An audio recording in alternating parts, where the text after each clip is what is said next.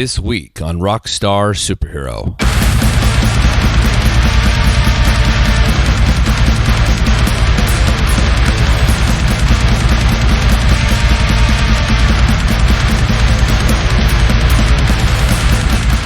How many ways can you say savage, hardcore, or crushing when it comes to the music in your metal library?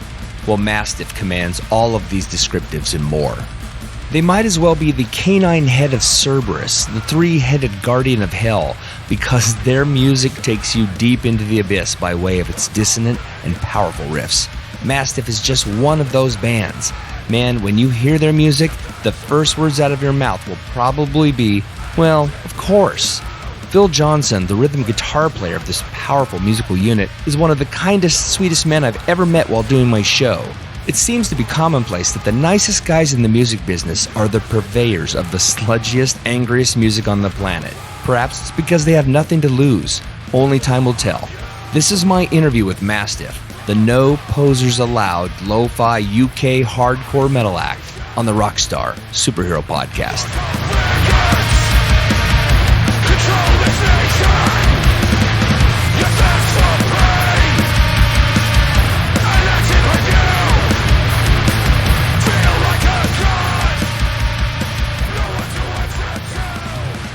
Welcome to the show. It's an honor because you guys are wildly talented and committed, and that's exactly what I'm looking for in my musical life. So let's make this happen, brother.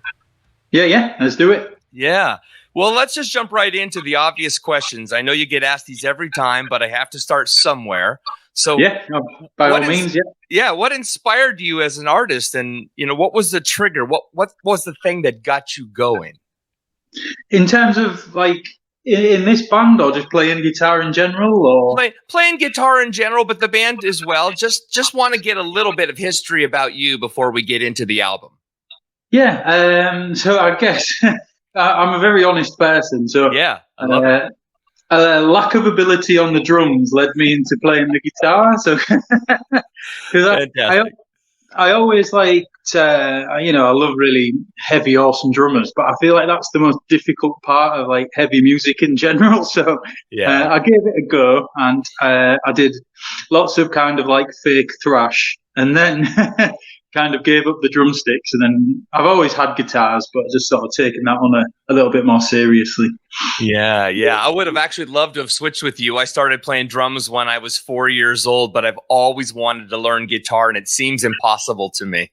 Right, yeah. I mean, drums, you always have the idea, sit behind the kit. Yeah. Because if we're at practice, I'll steal the sticks off our drummer, sit behind the kit and think, right, what am I going to do? And you just get there, and all of a sudden it's like, whoa, I can't do this. But guitar, I can kind of fake my way through it a little bit with lots of palm muting and chugging and stuff like that. Yeah. Well, you're bringing the right kind of noise to this material, man, because it's incredible. Oh, thank you. That's great. Yeah. Well, you're here. We have very little time, I know. So the new album is called Leave Me the Ashes of the Earth. Is this correct? I want to make sure I'm saying it right. Yeah, you've got that spot on. All right. Incredibly hardcore. I discovered you guys a little while back, and then as cool as it gets, my promo company that I work with, sent me out the new record, and it's just monstrous. It's brutal. It's ferocious, and clearly I love it, or you probably wouldn't be sitting across from me right now. Well, thank you. That's superb feedback. Thank you for that. Yeah. Before we get into a few of the tracks, I'm curious, as a band, do you guys steer clear from certain musical styles? I mean, you have your own sound, but what do you allow to influence your music and your brand, and what do you push away? I'm curious. It's kind of simple, really. I've just read a review from a German website. I translated it, and one of the lines that's translated is, these two guys don't know how to have fun on the guitar. And so we always check ourselves in terms of we don't want this to sound happy. So right. we never want it to sound kind of major scale, bluesy, happy kind of stuff. We always want the kind of ugly chord changes and the ugly discordant notes and things like that. So I guess I don't know if we consciously push things away, but we just sometimes check ourselves and think that sounds too happy, everything has to be as ugly and as heavy and as chaotic and gnarly as possible, really.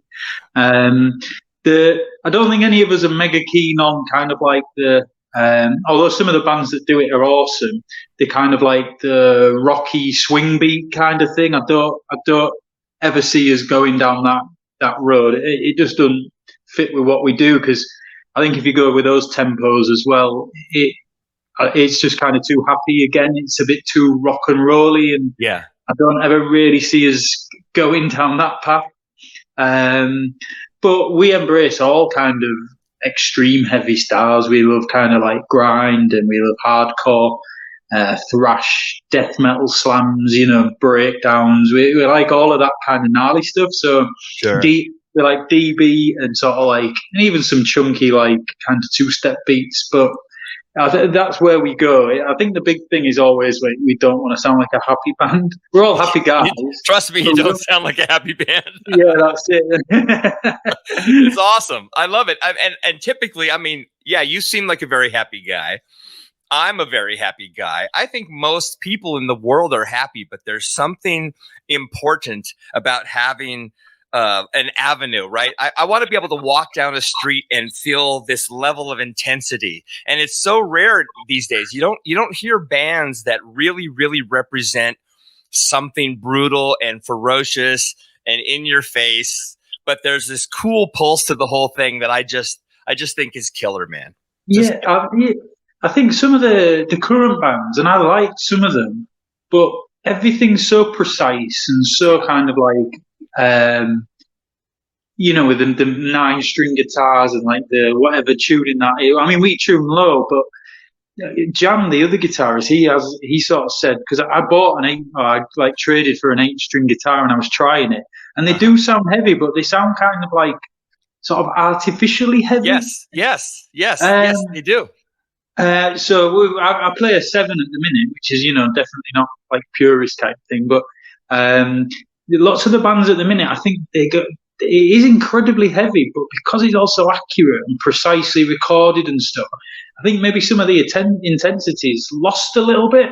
Yeah. But I do like it all, where all the bass drums are synchronized with the chugs, and it's all mega and everything's uber precise, but sometimes it's nice to hear something a bit kind of rough around the edges, which is kind of where we go for, because you can get a bit of the feel of the room and everything's not just 100% precise. And, so and probably we're not proficient enough on our instruments to get it to that level. But yeah, I think we make it work for us, really. And that's kind of what we're about. I think lots of our influences are those bands who have that kind of chaos surrounding it as well. Not always everything perfect, but right. So again, we'll probably be conscious of that, but I'm not sure we'd ever make the perfect album. That's fine. I think there's something beautiful about it. Just tell me you're never going to evolve into a progressive gent band, and we're cool. yeah, that won't happen. There's a place for those guys. I felt like I dipped my toe with that 8-string, but it kind of like blew my mind a little bit, so it was quickly traded on for something else. Yeah, no, that makes sense. You said a second ago what you love about what you do is that the music is imprecise, it's imperfect, and there's commitment to it, And I really think that, Phil. I think there's this tremendous feel of naturalism to it, right?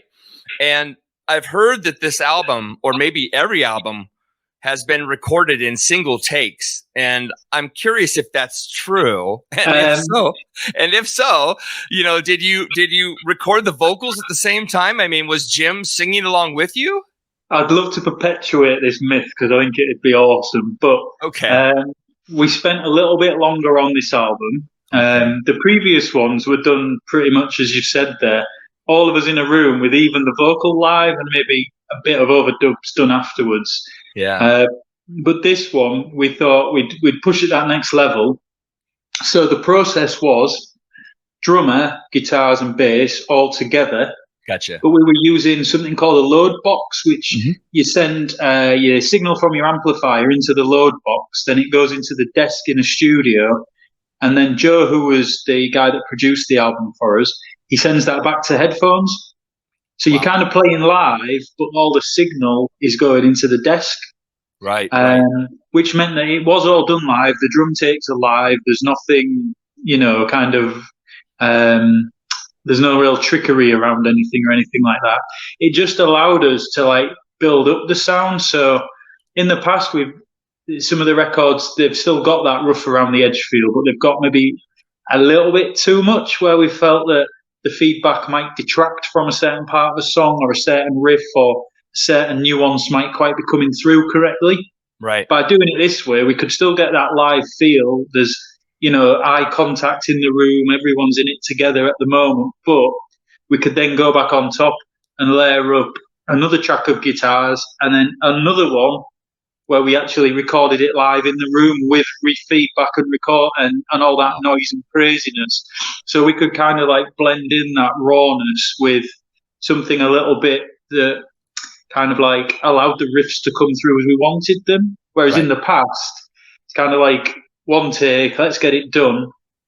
And yeah, it sounds kind of cool and together and angry, but maybe some of those songs, element or two was missing from them, if you see what I mean. So, no, absolutely. I mean, I was a former musician. Well, I am still a musician, but a former performing musician. And one of the things I always noticed is, every artist seems to want to put out an album that has, that features their best work or the best performances. That way, audiences get a completely different experience live, right?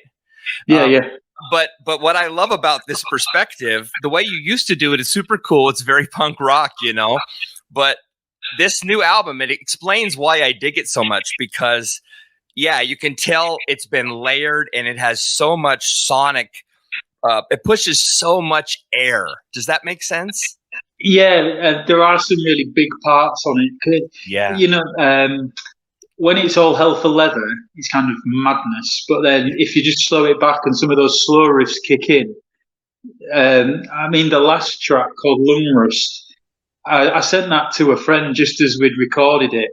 Yeah. And he sort of, he played it through his stereo with a small child, and he said it nearly blew the windows out because the tone was so big and so huge. And I think it made his kid cry and stuff, but that's what the aim of the band is to make children cry. Definitely, I'm with you there. It's sort of like, it just all comes together on some of those tracks, and I think there are some really big, powerful, stompy bits in it. So it's great. Yeah, the album has a really cohesive feel, musically, right? Stylistically, it sounds like Mastiff, and Repulse has to be one of these pieces that just crushes me, right? The song, it's intense, it's tight, it's punchy, and it leaves the listener sweaty, Since that was one of the first videos of this album, I mean, do you think this song best presents Mastiff, or was that a producer's choice? It's a bit of a weird one, really. I think each song has kind of like elements of like different styles. Right. That maybe represents a more kind of like traditional kind of Mastiff kind of sludginess, because it's not really, there's no kind of like blast beats in it or anything like that. Right. But it's also maybe slightly harks back to bands of like the early 2000s that use all those horrible panic chords where you get that really discordant, squealy kind of chord, and we got that in there. And then I think one piece of media that I've seen, it kind of compared this track to the New York hardcore band Marauder, which I kind of like struggle a bit, but I think it's just those big hung chords in like the bridge part that are sort of really New York hardcore-y. And then we've just got a horrible, terrible breakdown at the end that's like, as brutal as we could get it. So I think probably from where Mastiff came from, it's a good snapshot because there's nothing that fast in there. I think as the band's evolved, we've brought in the blast beats and it's become more extreme in those terms. But certainly sort of like as a representation of where we're from and where we're going, I think that is quite a good one. It's probably the catchiest, most traditionally written track we've ever done as well, because it's kind of like verse, bridge, chorus, breakdown. So it's all like, it's not as all over the place as some of the other ones. Yeah, it's very AV, the very traditional, old school, heavy, chunky. Yeah, I love the riffage, man. It's fantastic. Yeah. Cheers, thank you. Yeah.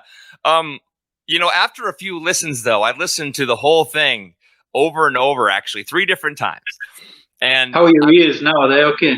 Well, I have really bad hearing, right, from the last 40 years of playing music, but they're still not ringing anymore, so we're good. Oh, okay. My favorite cut though is Endless. Yeah. I don't know if it has to do with the pulse of the drums, but it just sounds, I don't know, it's audio perfection to me. And I'm curious, who writes the lyrics? And what are you shooting for? What are you trying to say? So the lyrics for that one were written by Jim, our lyricist, and he does most of them. I've actually done a couple of sets of lyrics on this album, which we've never had before. I kind of like, but I didn't do those ones.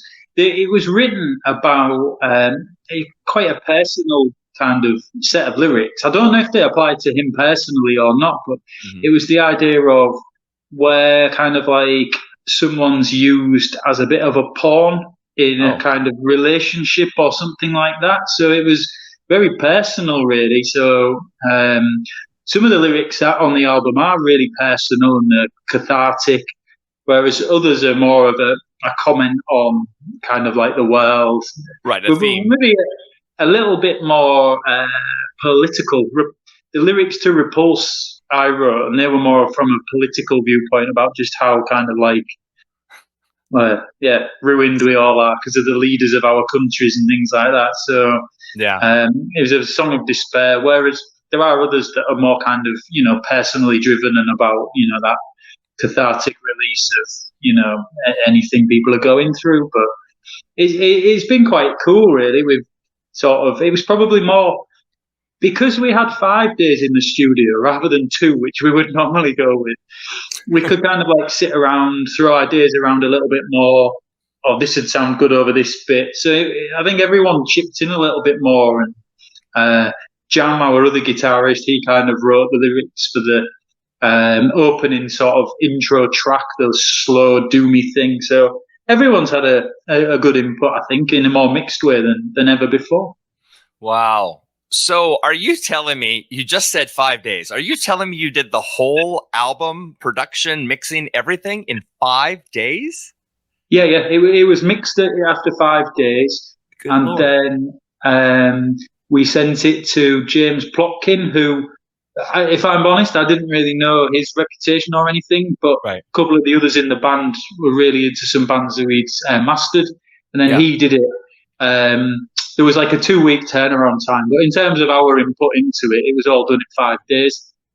Incredible. I don't even know. See, I've been out of the business for a long time, so I can't even imagine doing an entire record I can't imagine doing it in a month, right? Because the way it used to be done is layer upon layer, and it took forever. And there was no musical shortcut, right? There was no computer to fix things. It was all 2-inch tape.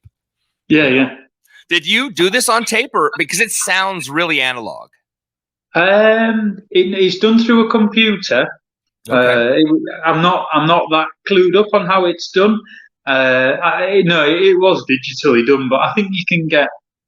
There were all kinds of plug-in type things being used. One I can't remember what it was called, but it had the punish mode on it. So you press the button and it was like punish, and it pushes everything. It gets loads of distortion on the vocals and stuff. So I thought that was pretty gnarly, just the fact you could punish the track.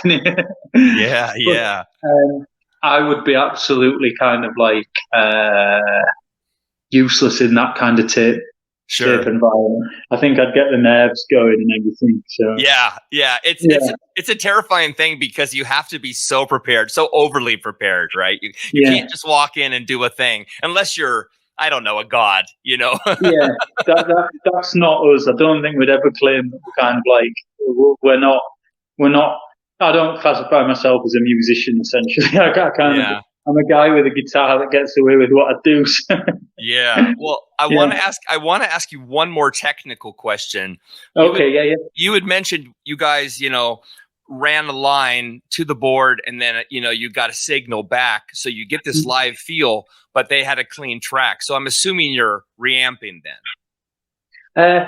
No, it was into a load box. So I just wondered if it was a clean signal or if it was actually a distorted, amplified signal. I think it was distorted. Wow.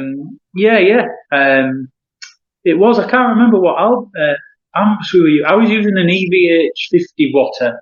The 5150 Mark III. Yeah. The 50 watt one. What else did we have going? We had a Laney VH. It was awesome. So loud, incredibly loud. And then a VH 100 it was. That was a really good amp. And then we used, I think it was I can't remember what the bass thing was. It was a tiny little thing that sounded monstrous. But I'm pretty sure the load box takes the distorted signal and puts it into the desk sort of, I don't really know how it works, but that kind of like laid the foundation. Right. And then we recorded one more distorted track and we recorded those separately from within the control room.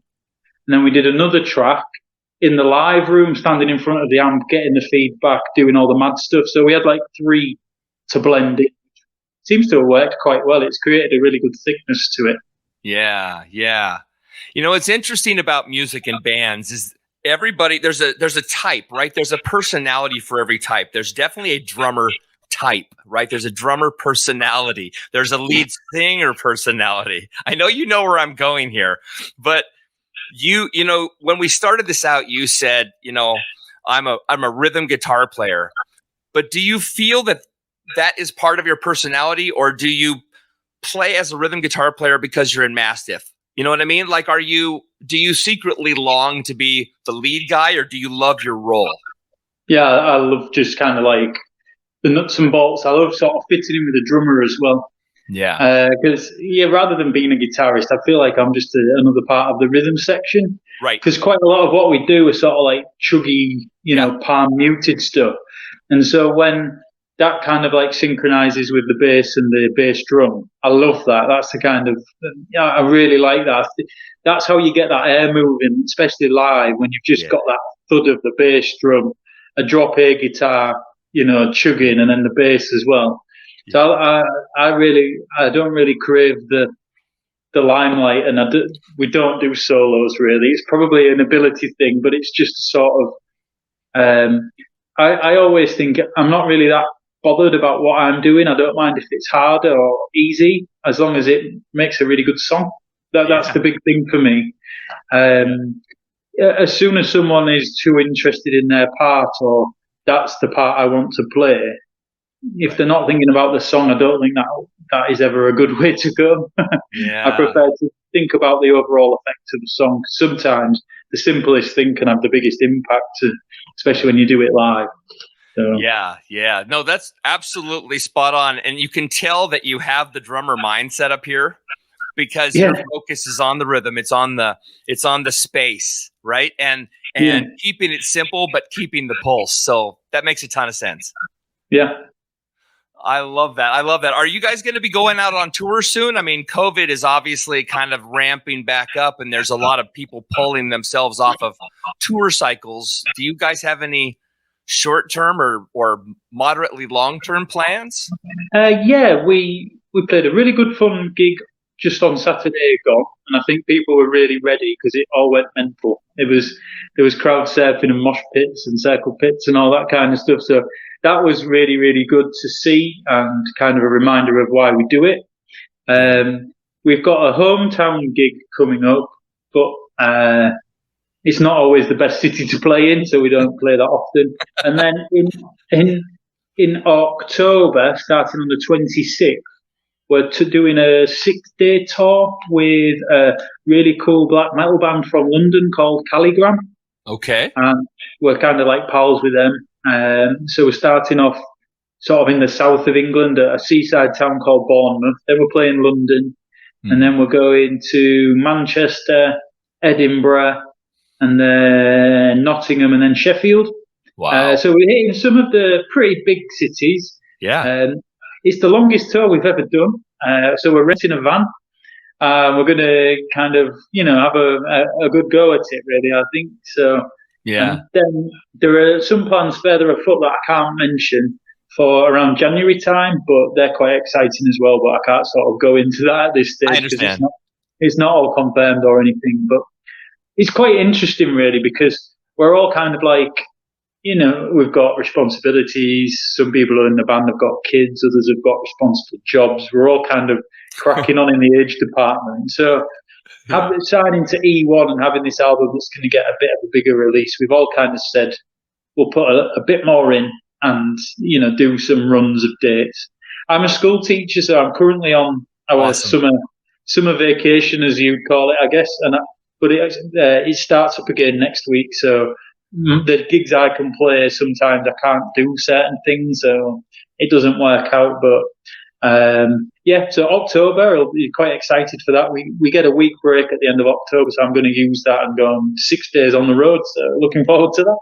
Yeah, that's incredible. One of the things I don't know about the band is how long ago did you form? Was it fairly recent? I really don't know. It made me feel really old now. It could be. We've gone through a number of different stages. If you listen to like some of the older things that are, I'm not asking you to because some of them are not that good. But I think what's really interesting is that I think we're not to sound big-headed or braggy, but I really think we've got better. I think objectively speaking, we're better at playing. Songs are better, they're more interesting. But it probably started 8 or 9 years ago, I would think. That's what I thought.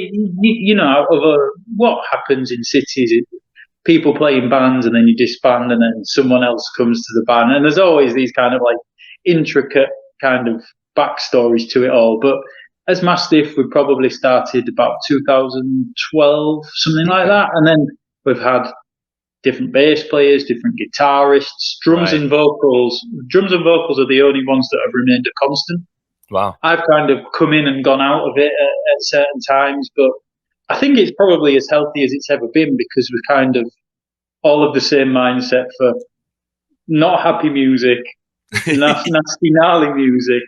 I think everyone's influences are maybe a bit more alike than they have been at certain times where styles meld rather than clash, which is maybe what happened in the past a little bit. So I think it's in a really, really good spot. Everyone's really enjoying it. Yeah, no, it's awesome.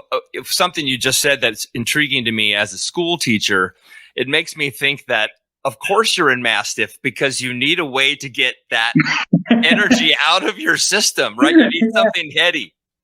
Do you know what? I love my job and I love teaching lessons. Yeah. I really enjoy it. I'm an English teacher and I really get a lot out of it. So, I'm not the kind of teacher that sort of, I don't know, it's always having to shout at the kids and stuff. I generally get on with them really well. And, I think if you treat the kids with respect, they normally treat you with respect. So it's, I really, really enjoy my job. Yeah, that's awesome. Well, I have one more question for you before I let you go.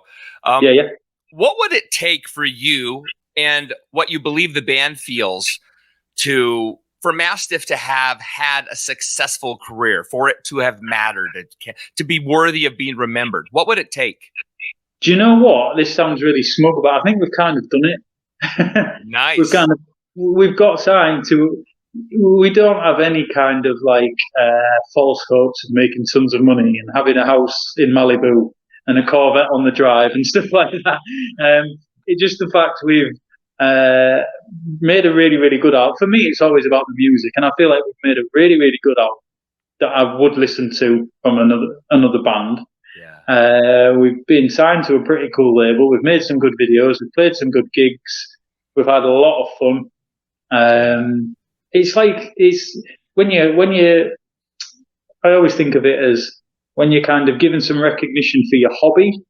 That's pretty amazing, and for us, really, this is kind of like it's our, not to take away from how much we put into it, but in a sense, it's kind of like our hobby.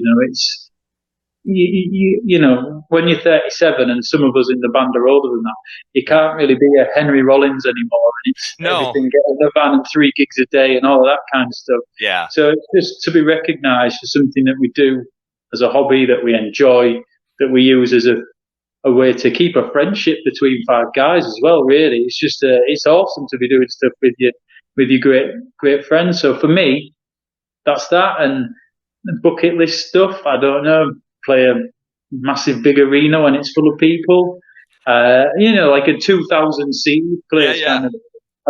We did do that, but it was one of the first gigs for COVID. So it was a 2,000 seat venue, but it was limited to 200 people sitting. Oh. So it was great to be on the stage, but not quite the same as it being full of people. So I guess if we could get a couple of experiences of even bigger stages, that would be awesome. Cool. But for me, I think we've kind of done it. Yeah. Well, I hope to see you out there somehow on the festival circuit. I hope somehow we can get you to the States. I know I'm not ever assuming anything. It's hard enough just to get around the UK, but still, it would be so fantastic. So, do you know what? I think you've mentioned that's it really. If we could play the States or even Europe, just to leave this country and do some gigs, that would probably be the final thing to say. Yeah, we've had a really good go at that. Yeah. Well, thanks for your time, Phil. I love Mastiff. I hope you guys keep crushing it. I hope you stay safe. Thank you for being so honest and clear today. And really, it's a blessing. You're a great guest. Thank you. Oh, you're welcome. It's been fun. Take care.